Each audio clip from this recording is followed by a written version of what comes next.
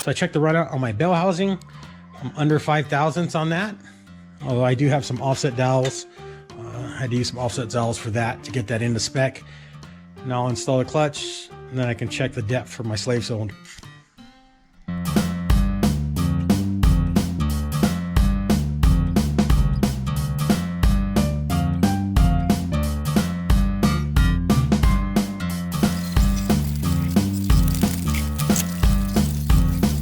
So I got the front all set up with the coolers, intercooler, oil cooler, power steering cooler, AC condenser, radiator. Actually, I did find a spot for the air cleaner. I was able to open it up a little bit to get it some fresh air. So that actually went a little bit easier than I thought. All I had to do was open up that hole a little bit so I can fit a socket in there. And I was actually able to just use the nut and O-ring on the shaft.